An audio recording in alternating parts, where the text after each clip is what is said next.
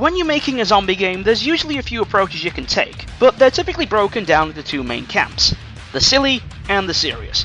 Capcom had a lot of experience making zombie games with the mostly serious Resident Evil games. The series had its fair share of silly moments, but in 2006 they decided to flip the script entirely with a new IP, the delightful Dead Rising. And then they did it again with a sequel a few years later. Oh man, this is how you make a sequel.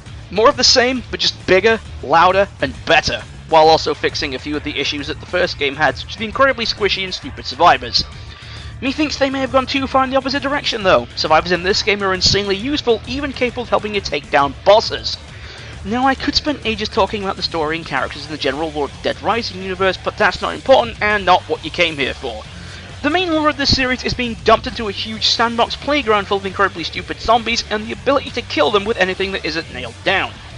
Granted, you won't get all that far chucking plates at the undead or trying to beat them to death with a painting, but there's nothing really stopping you from doing that. And if you want an actual challenge, try hunting down some of the various psychopaths dotted around the map.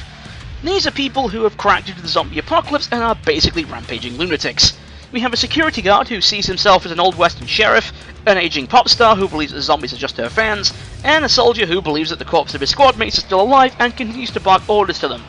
While some are mandatory story bosses, most are optional, and they can soak up a surprising amount of punishment, even those you'd expect to not be able to put up a decent fight, like Discount Penn and Teller over here.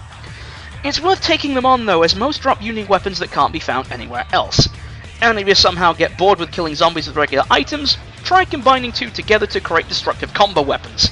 My favourite has to be the Blitzkrieg. It's a motorised wheelchair with machine guns strapped to it. What's not to love? Hell, there's so many combinations and weapons to try without I'm discovering new strategies and new favourites even after all this time.